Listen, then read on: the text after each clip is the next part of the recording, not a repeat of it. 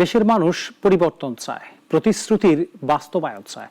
BNP সে লক্ষ্যে কাজ করে যাচ্ছে এমন মন্তব্য করেছেন দলটির ভারপ্রাপ্ত চেয়ারম্যান তারেক রহমান। বিএনপি রাষ্ট্র পরিচালনার দায়িত্ব পেলে নৈতিক ও কর্মমুখী শিক্ষার পাশাপাশি দক্ষ জনশক্তি সৃষ্টি করবে বলেও জানান তিনি।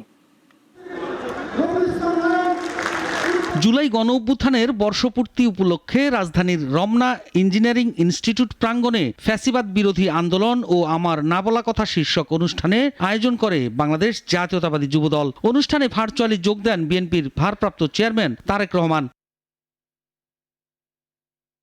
অনুষ্ঠানে গণঅভ্যুত্থানে প্রাণ হারানো যুবদলের ৭৮ শহীদ পরিবারকে সম্মাননা উপহার ও আর্থিক অনুদান দেয়া হয়। ভারপ্রাপ্ত চেয়ারম্যান তারেক রহমান বলেন, বিএনপি রাষ্ট্র পরিচালনার দায়িত্ব পেলে নৈতিক ও কর্মমুখী শিক্ষার পাশাপাশি দক্ষ জনশক্তি গড়ে তুলবে।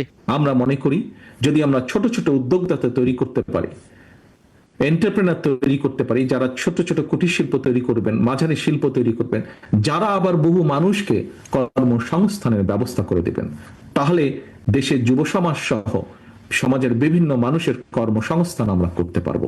সেজন্যই আমরা এই পরিকল্পনাগুলো গ্রহণ করছি।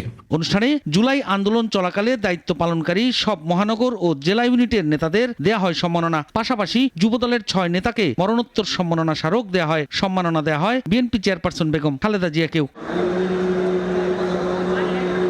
সাইফুল শাহিন, নাগরিক, ঢাকা।